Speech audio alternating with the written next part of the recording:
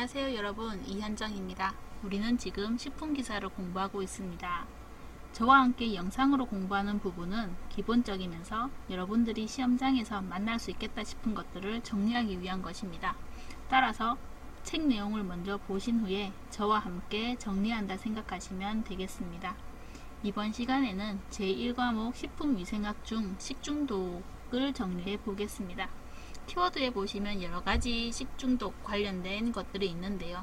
여러분들이 식중독 파트를 공부를 하실 때는 먼저 분류를 기본적으로 하셔야 됩니다. 분류를 먼저 하시고요. 그러니까 내가 지금 공부하는 식중독 부분이 감염염에 속하는지 독소형에 속하는지 아니면 잔류농약 부분인지 뭐 이런 식으로 분류를 한번 하시고요.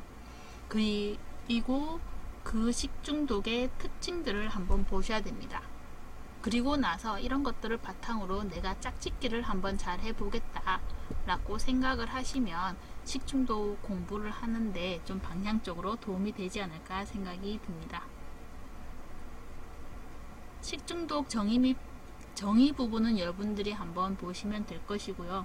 그리고 분류를 제가 한번 잘 해보세요 라고 말씀을 드렸는데, 그 중에서도 특히 분류를 한번 더 보셔야 되는 부분이 감염염 식중독이냐 독소형 식중독이냐, 아니면 동물성 식중독이냐 식물성 식중독이냐, 아니면 첨가물인데 내가 지금 공부하는 부분이 어느 첨가물에 속하느냐, 여기서 말한 첨가물은 유해 첨가물입니다. 첨가물 중에 어디에 속하느냐, 이런 것들에 대해서 좀 더 집중적으로 분류를 해보시면 도움이 될 것 같습니다.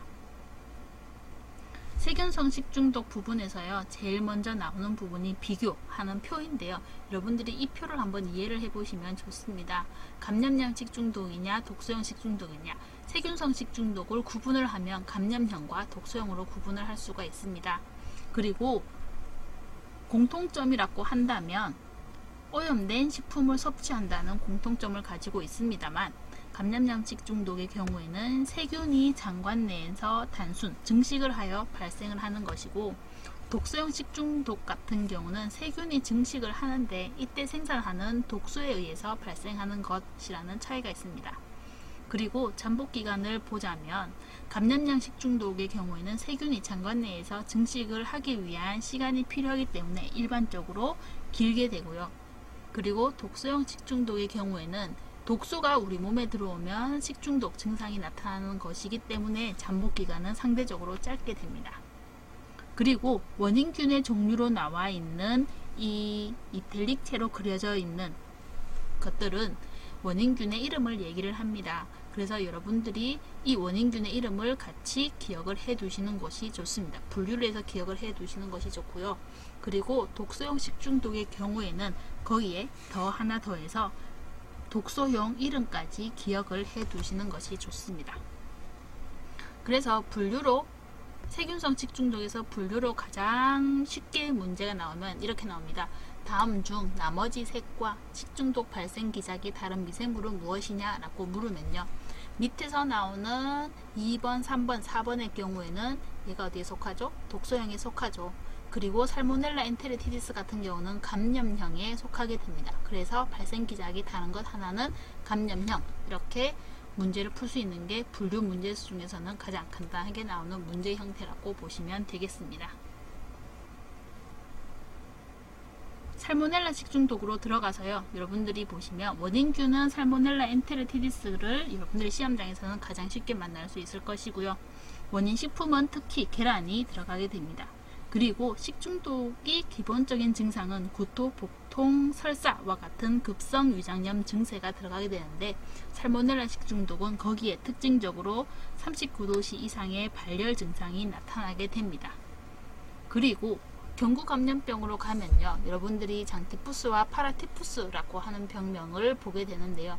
장티푸스의 원인균은 살모넬라 티피, 파라티푸스의 원인균은 살모넬라 파라티피입니다. 같은 살모넬라 속이라고 헷갈리지 마시고 우리가 지금 공부했던 살모넬라 엔테리티디스는 살모넬라 식중독이다 라고 보시면 되겠습니다. 다음으로 나오는 것이 장염 비브리오 식중독이죠. 장염 비브리오 식중독은 비브리오 파라헬몰리티쿠스라고 하는 균이고요. 이것은 호염성 균입니다. 호염성 균이라고 하는 것은 염을 좋아하는 균을 얘기를 합니다. 그래서 2에서 3% 정도의 식염 농도에서 잘 자라는 균이고요. 민물에서, 그냥 수돗물 같은 민물에서는 빨리 사멸하는 균입니다. 원인식품은 생선회나 초밥과 같은 어패류의 생식이 들어가게 됩니다. 병원성 대장균 식중독의 경우는 여러분들이 작업형 할 때도 나오는 부분이죠. 에스케리치아 콜라이라고 하는, 흔히 이콜라이라고 하는 부분입니다. 이것은요, 그람 음성에 아포는 형성하지 않고 호기성 또는 통성 현기성의 강균이다. 이 부분도 같이 기억을 해두시면 나중에라도 공부하실 때 도움이 될 것 같습니다. 그리고 또 하나, 락토스는 유당이죠. 유당을 분해해서 산과 가스를 생산하는 균을 우리는 이콜라이, 병원성 대장균이죠. 대장균이라고 봅니다. 병원성 대장균을 공부를 하시면 원인균의 종류는 몇 가지가 있는데요.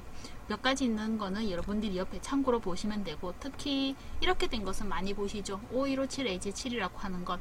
이것 같은 경우는 균체를 구성하는 항원 성분의 면역학적 특이성에 의해서 혈청학적으로 구분을 하는 것입니다. 그래서 균체 항원은 O 항원으로 나타내고 편모 항원은 H 항원으로 나타내게 됩니다. 그리고 또 이콜라이를 공부하실 때 기억을 하셔야 되는 것은 인빅 테스트라고 하는 것인데요.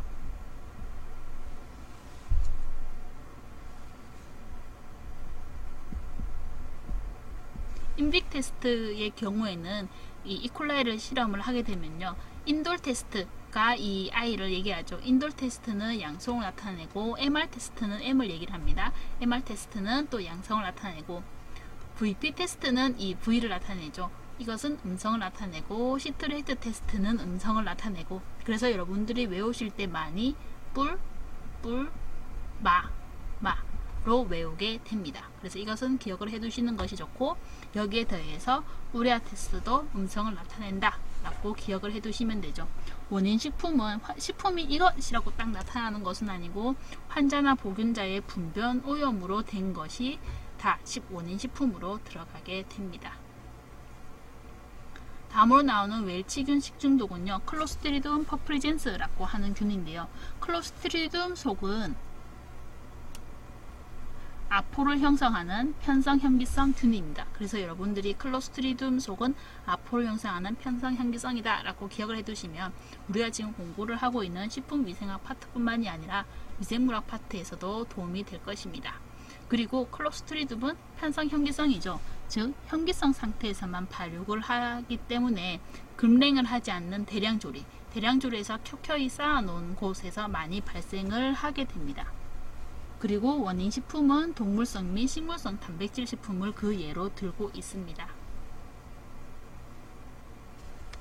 리스테리아 식중독의 경우에는요, 원인균이 리스테리아 모노시토제네스라고 하는 균이고요.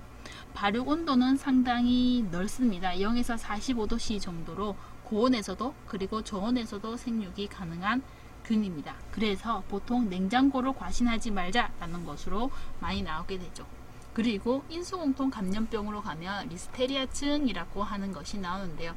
이것도 역시 원인균이 같습니다. 리스테리아 모노시토제네스라고 하는 균이고요. 이때는 사람에게는 폐혈증이나 자궁 내막염을 일으키고 양에게는 유산이나 수막염을 일으키는 균, 리스테리아 모노시토제네스라고 보시면 됩니다. 다음으로 나오는 균이 예레시니아 식중독이죠. 예레시니아 식중독은 예레시니아 엔테로콜리티카라고 하는 균이고요. 0에서 5도씨 냉장고에서도 증식이 가능한 좋은 세균에 속하게 됩니다. 다음으로 캠피로박테르 식중독의 경우에는요, 캠피로박테르 제준이라고 하는 균인데 이것은 미호기성 균입니다. 미호기성 균이라고 하는 말은 산소가 아주 조금 존재하면 증식이 가능한 균이라고 보시면 됩니다. 그리고 최적 온도가 42도씨가 되거든요.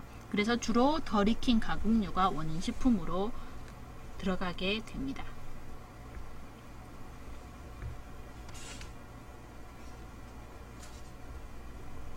그래서 여러분들이 문제를 보시면요, 살모넬라 석균의 일반 성상 중에 잘못된 것이 무엇인가 라고 했을 때 여러분들이 제가 제일 처음 말씀드렸던 분류를 잘 해주세요 라고 하면 충분히 풀 수 있는 균이죠. 아포가 없는 그런 음성 강균이다, 이런 것을 기억을 하지 못하더라도 독소형 식중독을 유발한다? 아니죠. 살모넬라 석균은 감염령 식중독을 유발하는 것이기 때문에 답은 4번 이렇게 찾을 수 있는 문제가 나오게 됩니다. 그래서 여러분들이 비록 다 기억은 하지 못하더라도 최소한 분류를 해 놓으면 그냥 끼워 맞춰서 짝짓기를 잘해서 풀 수 있는 문제들이 있으니까 여러분들이 분류 한 번 더 강조를 해 드리겠습니다. 다음으로 독소형 식중독입니다. 독소형 식중독에 보시면 제일 먼저 황색 포도상 구균 식중독이라고 하는 것이 나오는데요. 원인균은 스타필로코커스 아우레우스라고 하는 황색 포도상 구균입니다. 이것은 건강인의 한 30% 정도가 보균자라고 알려져 있고요. 그리고 화농성 상처에 많은 균입니다. 균 같은 경우는요, 100도씨에서 30분 가열로 파괴가 가능한데, 문제는 이 독소인 엔테로톡신이죠. 엔테로톡신 같은 경우는 장독소에 속하는 것인데요. 내열성이 너무나도 강해서 218도씨에서 248도씨, 굉장히 높은 온도죠. 30분 가열을 해야 파괴가 되는 균이라고 알려져 있습니다. 원인 식품은 굉장히 다양하죠. 유가공품부터 해서 김밥, 도시락 이런 단백질 식품과 탄수화물 식품이 거의 다 속하게 됩니다. 그리고 잠복기 같은 경우는 황색포도상 구균의 잠복기는 평균 3시간이거든요. 그래서 세균성 식중독을 구분을 하면 어떻게 되어 있었죠? 감염형이냐 독소형이냐 라고 되어 있었고, 우리는 지금 독소형을 공부하고 있는데 세균성 식중독 중에서 가장 짧은 것으로 나오고 있습니다. 다음으로 나오는 것은 보툴리누스 식중독인데요. 보툴리누스 식중독은 클로스트리디움 보툴리뇽이라고 하는 것입니다. 제가 앞에도 말씀드렸지만 클로스트리디움 속은 편성, 현기성, 그리고 아포를 형성하는 균입니다. 그런데 아포라고 하는 것은 내열성이 강한 아이들이거든요. 그래서 아포는 120도씨에서 20분 정도 가열해야 사멸한다고 알려져 있고요. 그에 비해서 뉴로톡신, 보툴리누스 식중독의 독소인 뉴로톡신 같은 경우는 열에 약해서 80도씨에서 30분 가열하면 활성을 잃는 것으로 알려져 있습니다. 그리고 원인 식품은 살균이 불충분한 통조림이나 병조림 식품이라고 얘기를 하죠. 그래서 이런 내열성을 기준으로 두 가지 식중독을 구분을 하면요. 황색 포도상 구균 식중독의 원인균의 같은 경우는 내열성은 약했습니다. 그런데 독소는 내열성이 매우 강했죠. 반대로 보툴리누스 식중독의 원인균 같은 경우는 내열성이 아주 강했죠. 왜냐하면 내열성이 아포를 형성했죠. 그런데 독소는 내열성이 상대적으로 약한 것입니다. 그래서 여러분들이 이것도 내열성이 서로 다르니까 구분을 해서 기억을 해 두시면 도움이 될 것 같습니다. 다음으로 세레우스균 식중독인데요. 세레우스균 식중독 같은 경우는 바실러스 세레우스라고 하는 균이고요. 그리고 바실러스 세레우스균 같은, 특히 바실러스 속 같은 경우는 통성 현기성의 내열성의 아포를 형성한다 라고 기억을 해 두시면 나중에라도 도움이 될 것 같습니다. 그리고 독소 이름은 엔테로톡신이라고 하는 것이고요. 주로 복합식품이나 향신료를 이용한 볶음밥이 그 원인식품이 됩니다. 그런데 이 엔테로톡신 같은 경우가 증상이 어떻게 나타나느냐에 따라서 설사형과 구토형으로 구분이 되긴 합니다만, 여러분들은 그냥 엔테로톡신이 만들어지고 원인식품은 이런 것이구나 라고 보시면 될 것 같습니다.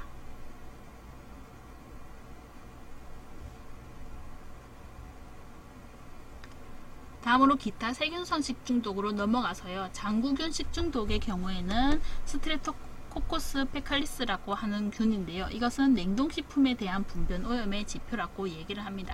보통 일반적으로 분변 오염의 지표는 대장균이라고 얘기를 하는데, 냉동에 대해서는 대장균보다 저항성이 크기 때문에 냉동식품에 대한 분변 오염의 지표라고 이야기를 하는 것이 장구균 식중독입니다. 다음으로 프로테우스 식중독 같은 경우는요, 알레르기성 식중독을 유발하는 균으로 알려져 있고요. 프로테우스 몰간이라고 하는 균이 대표적인 것입니다.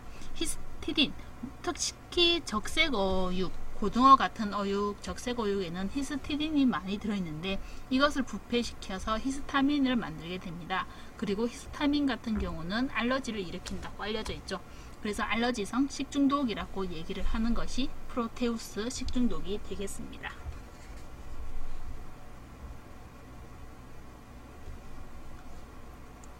다음으로 화학성 식중독으로 넘어가서요. 화학성 식중독에서 제일 먼저 나오는 게 식품 첨가물 중에서도 유해성 식품 첨가물입니다.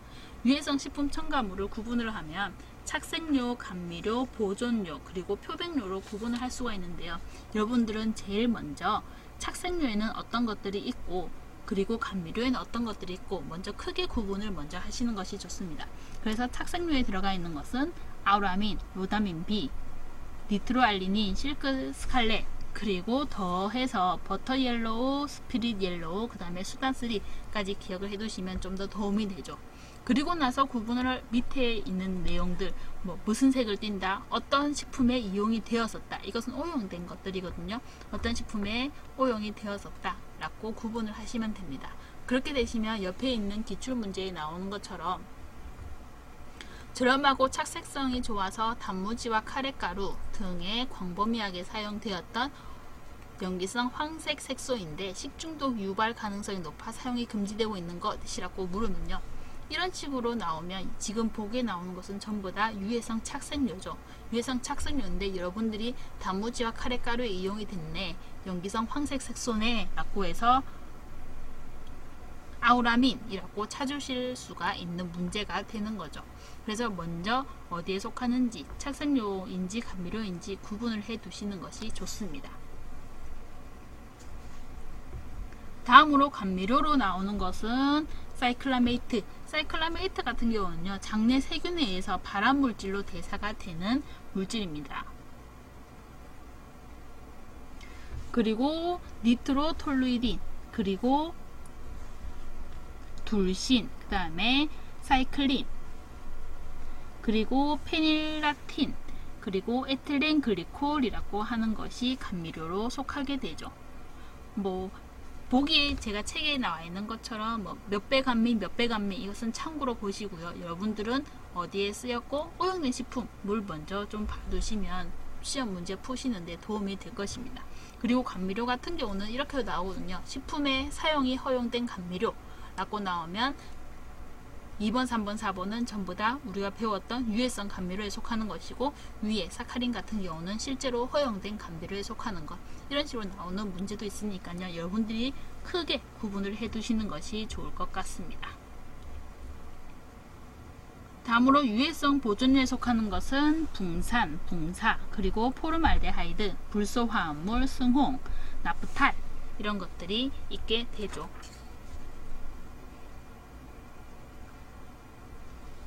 그리고 살리시릭 애시드 또 하나 더해서 뒤에 유트로핀이라고 나오는데요. 유트로핀 같은 경우는 포름알데하이드와 암모니아의 반응 생성물로 알려져 있습니다. 다음으로 유해성 표백료의 경우에는 물엿에 많이 썼던 롱갈릿, 그리고 니트로겐 트리클로라이드 같은 것들이 있죠. 니트로겐 트리클로라이드 같은 경우는 히스테리를 유발한다고 알려져 있습니다.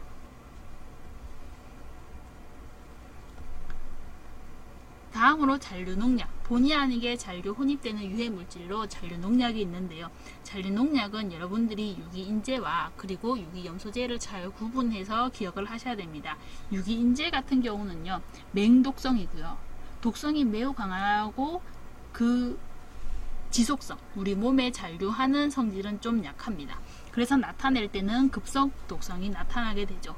그리고 콜린에스터레이즈를 비가역적으로 억압을 해서 우리 몸에 아세틸콜린이 과도하게 축적되고 그로 인해서 신경 자극 증상을 나타나게 됩니다. 그에 비해서 유기염소제 같은 경우는요, 저독성입니다. 지금 당장은 독성이 약한데 지용성이라 인체 내 지방 조직에 축적이 되거든요. 그래서 내 몸에 잔류성이 강하고 지속성도 강하게 됩니다. 그래서 주로 나타나는 것은 만성 독성이 나타나게 됩니다. 두 가지 성격이 조금 다르죠. 그래서 구분을 하셔야 되는데, 구분하실 때 저의 경우에는 이렇게 외웠거든요. 유기인재는 맹독성이 매우 강하죠. 그래서 저는 인재 죽었다 이렇게 기억을 했기 때문에 인재라는 뜻이 바로 지금 이런 뜻도 있으니까요. 이렇게 기억을 하시면 좀 도움이 되지 않을까 생각이 듭니다. 그리고 유기인재가 이런 맹독성이 있어서 사용이 금지가 되면서 대용품으로 만들어진 게 카르바메이트제입니다. 콜린에스터레이즈의 저해 작용은 같습니다. 이게 공통점인데 차이점은 카르바메이트는 가역적이라는 것이죠. 그래서 독성이 상대적으로 적은 것이라고 보시면 됩니다. 그 외 유기불소제는 여러분들이 한번 읽어보시면 될 것 같고요. 식품 제조 과정 중에 혼입되는 유해 물질로 있는 게 지금 PCB랑 비소가 나오고 있죠. PCB 같은 경우는 미강유증 사건이라고 대표적인 것이고요. 그리고 비소 같은 경우는 밀가루로 오인을 해서 내 몸에 들어와서 문제가 되는 것이었죠.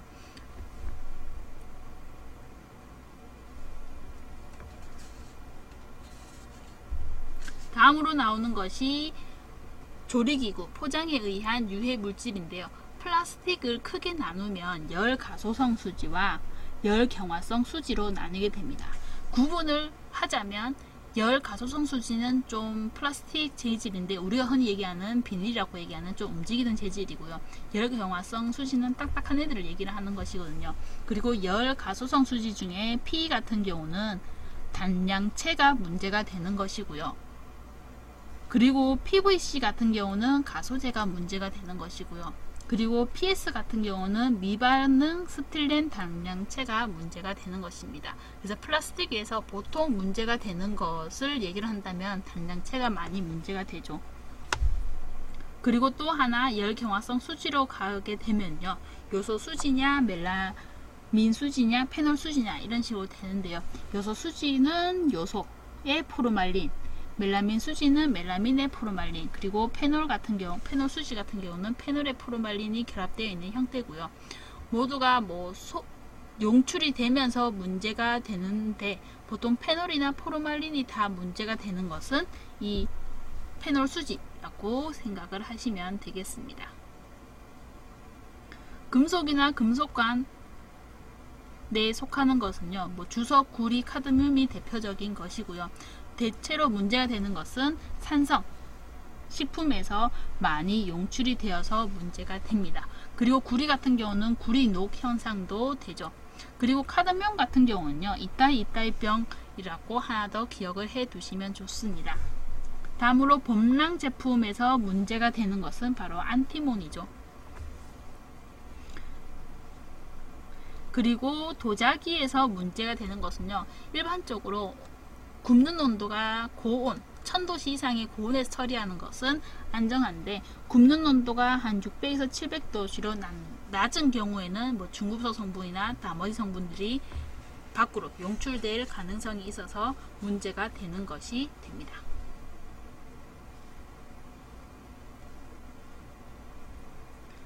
다음으로 기타 유해 물질로 메탄올을 보시면요. 메탄올 같은 경우에 대표적인 부작용, 증상이라고 대표적인 게 실명이죠.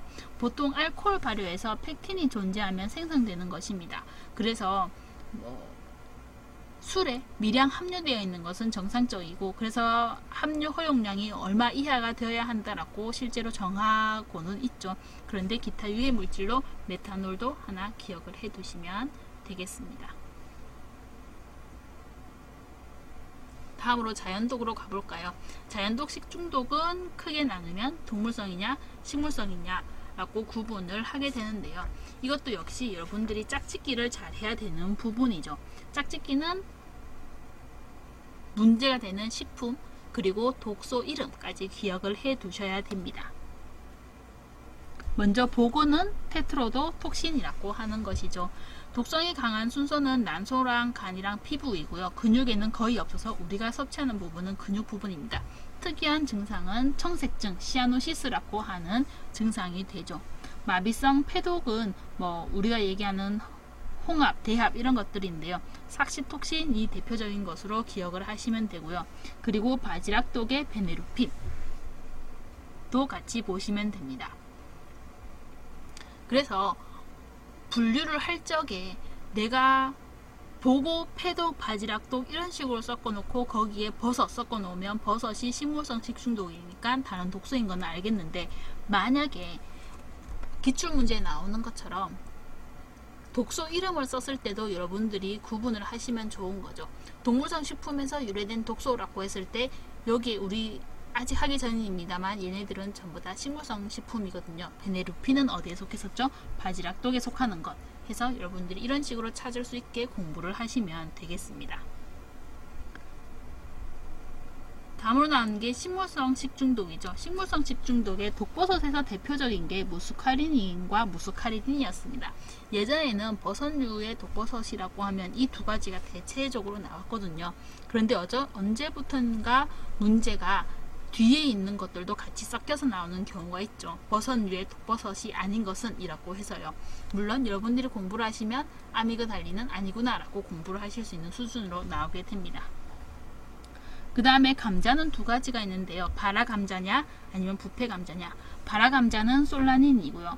그리고 부패 감자는 셉신입니다. 그래서 두 개니까 헷갈리죠. 그래서 저 같은 경우는 감자의 색상이 솔솔 난다고 솔라닌이라고 기억을 하시면 될 것 같습니다. 다음에 청매라고 하는 것은 매실인데 녹색 매실 얘기하죠. 청매나 살구씨에 들어있는 게 아미그달린, 그리고 모카씨에 들어가 있는 모카씨, 그리고 면실류에 들어가 있는 것이 고시폴, 피마자에 들어있는 게 레시닌과 레신, 이렇게 기억을 하시고요. 그리고 또 하나 동맥에 들어가 있는 게 테물린입니다. 제가 지금 언급한 것들은 여러분들이 시험에서 갔을 때 가장 많이 볼 수 있는 것들이고 나머지 애들도 눈에 익혀 두시면 될 것 같습니다. 다음으로 나오는 게 곰팡이독이죠. 곰팡이독 같은 경우는 곰팡이 독소라고 하는 것은 곰팡이가 생산하는 2차 대사 물질을 얘기를 합니다. 곰팡이가 생산을 하는 것이 곰팡이 독소고요. 그리고 곰팡이 독소의 특징으로 보시면 항생물질은 치료 효과가 없고 계절과 관계가 깊고, 그리고 동물 또는 사람 사이에서 직접 접하는 것, 감염형이 아니라는 것도 같이 기억을 해 두시면 도움이 될 것 같습니다. 이 곰팡이 독을요 구분을 하게 되면 다음과 같이 구분이 되는데, 간장독이냐 신장독이냐 아니면 신경독이냐 이렇게 구분이 되거든요. 그런데 그 중에서 아플라톡신과 황변미 원인 물질은 기억을 해 두시면 좋습니다. 아플라톡신이라고 하는 것 간암 유발하는 물질이고요. 그 다음에 류테오스키린 황변미죠. 아이스란디톡신 황변미죠. 사이클로클로로틴 황변미죠. 그리고 시트린이 황변미입니다. 그리고 지금 위에 나온 것 간장독이냐 신장독이냐 구분을 하시면 더 좋은 것이죠. 그리고 신경독에 들어있는 파툴린, 그리고 시트리오비리딘이라고 하는 것 같이 기억을 해 두시면 되겠습니다. 그리고 이 곰팡이 독소를 분류를 하면 저희가 방금 얘기한 것처럼 되는 것이고요. 그리고 생산하는 곰팡이가 어디냐에 따라서 분류를 하게 되면 아스퍼길러스가 만드느냐 아니면 페니실리움이 만드느냐 이런 식으로 되는 거죠. 아스퍼길러스가 만드는 대표적인 곰팡이 독소가 바로 아플라톡신이죠. 아플라톡신은 기억을 해 두셔야 되는데요. 아플라톡신은 아스퍼길러스 플라보스가 만드는 균입니다. 일반적으로 간장독, 간 발암물질로 얘기를 하고 있고요. 땅콩에서 문제가 되고 우리나라에서는 된장에서 문제가 되는 부분이죠. 아플라톡신 같은 경우는 B1, B2, G1, G2, M1, M2 이런 식으로 구분을 하는데 그 중에서 B1과 M1이 특히 유독하다라고 알려져 있고요. 그리고 여기서 말하는 M1, M2 이런 것들은 아플라톡신 B1과 B2 같은 곰팡이 독소가 있는 사료를 소가 먹었을 때 그 소가 젖을 통해서 생산해내는 것을 우리는 M1, M2로 구분을 하게 됩니다. 그래서 소 또는 우유와 관련이 있는 아플라톡신이 되겠습니다.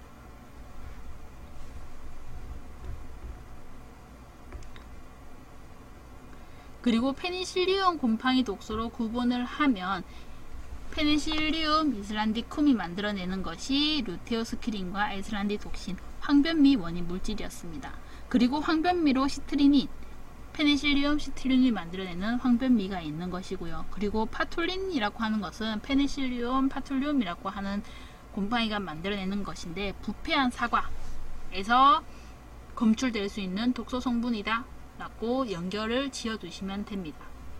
그리고 페니실리움 시트리오피라이드라고 하는 곰팡이가 만들어내는 시트리오비리딘이라고 하는 거 황변미 기억을 하시면 되죠.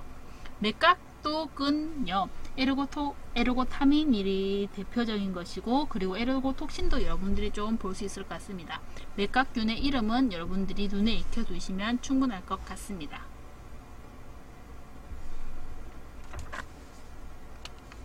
다음으로 나오는 것이 바이러스성 식중독이죠.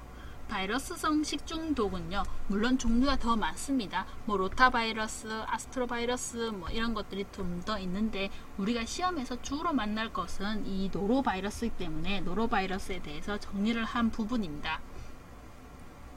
그래서 노로바이러스에 대한 이 부분은 여러분들 한번 읽어보시면 되고, 요즘에 시험에 주로 나오는 것은 겨울철 김치를 만들었는데 거기에서 식중독균이 발생이 되었다, 이렇게 얘기하면 보통 노로바이러스고요. 그리고 겨울철 굴도 보통 얘기를 하면 노로바이러스로 이야기가 되는 경우가 많습니다. 그리고 저 밑에 가면 나오는 바이러스 식중독의 예방과 치료 부분에 가서 보시면 있는 예방용 백신 아니면 치료용 항바이러스 제제, 이런 것들이 아직 개발되지 않고 기존의 항생제로 치료가 좀 어려운 부분이 있다라는 것까지 기억을 해 두시면 되겠습니다. 그럼 여러분들 정리 잘 하시고요. 합격을 기원하도록 하겠습니다.